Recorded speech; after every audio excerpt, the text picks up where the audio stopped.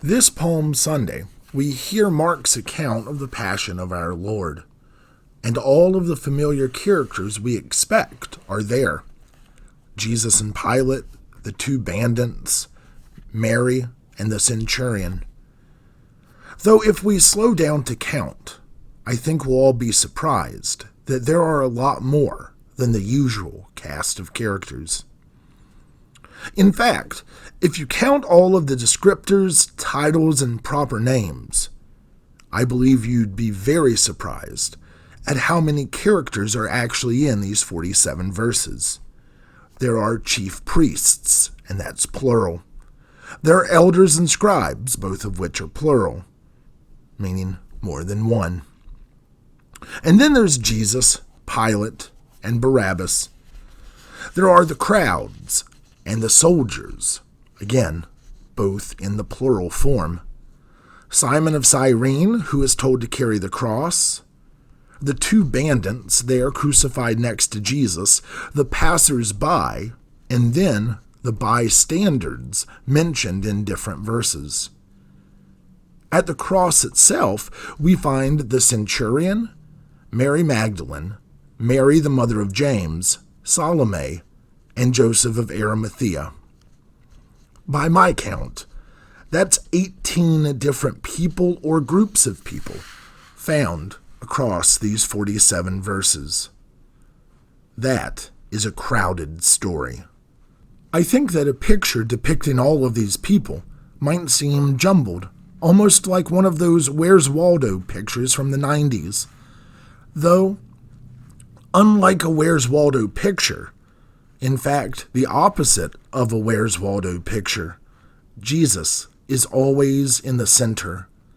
Jesus is clearly seen, as these 47 verses are about him, the people he interacts with, and the wideness of God's love as we see this great multiplicity of people gathered in this story, from Mary to Pilate and Barabbas to Joseph of Arimathea. All of them have a place in God's story. All are invited to be part of this bigger picture. My first call was at St. Matthew Lutheran Church in Avon, Connecticut. In the sanctuary of that church, behind the altar, is a 12-foot-tall wood carving of Jesus on the cross, though it is no crucifix.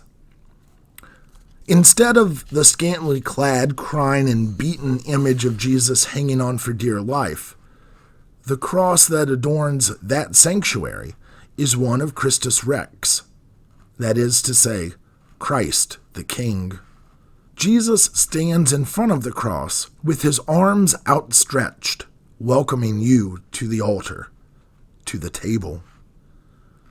At first glance, it's obvious that this Jesus is not hanging nearly nude, as typically depicted in a loincloth, but Christus Rex, standing triumphantly, dressed in the liturgical garb of a priest who is presiding over communion. He is wearing an alb, a stole, and a chasuble, with a crown resting on his head. Christus Rex, Christ the King, welcomes all to the holy table, as all are invited to come and kneel at the communion rail. I love that image.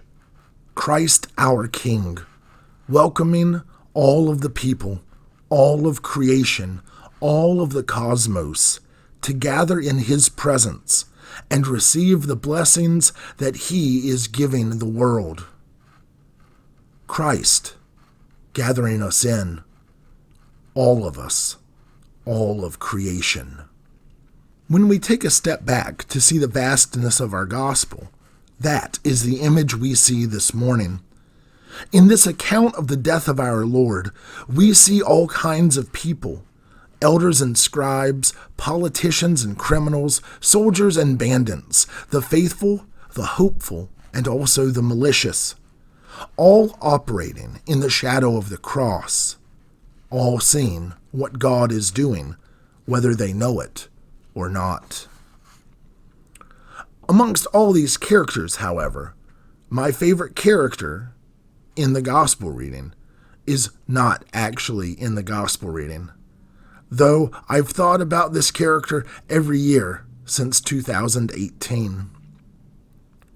That year I was serving Zion Lutheran Church in Southington, Connecticut, and I was reading Mark's account of the Passion for Good Friday.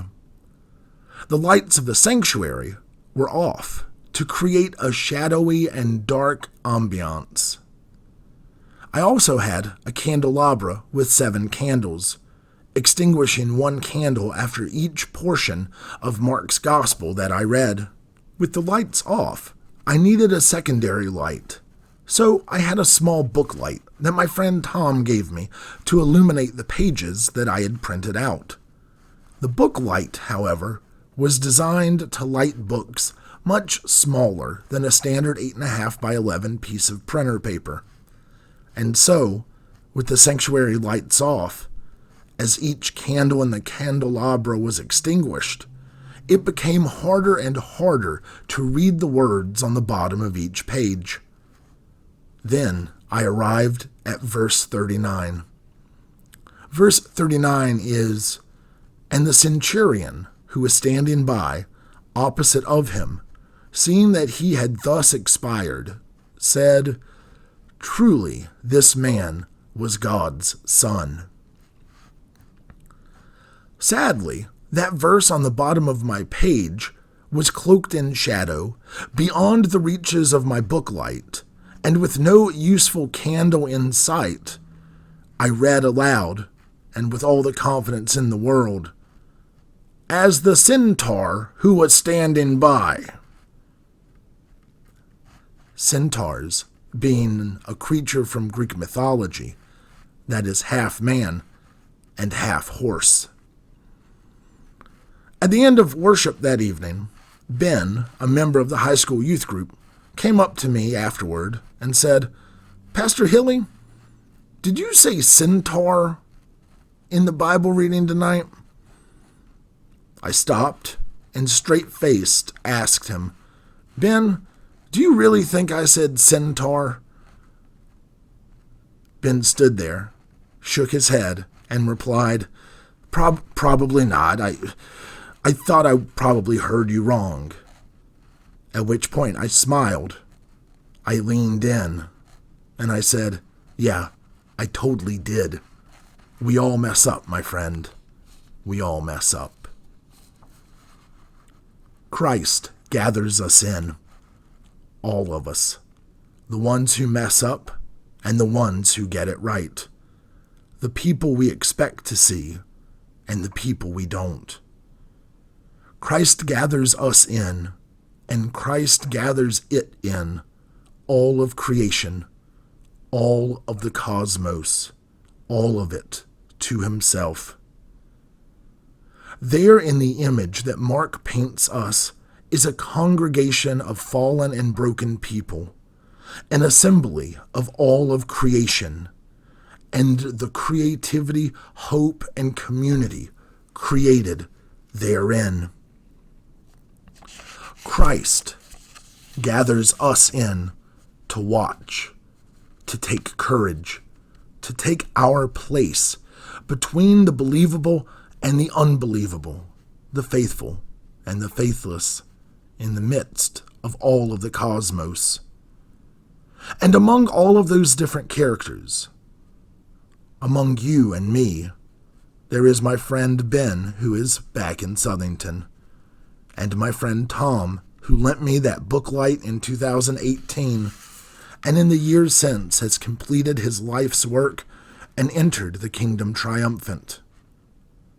Christ gathers us all in. All of us, all of the cosmos, so that with all of creation we can watch where his body is laid and wait to see what happens next.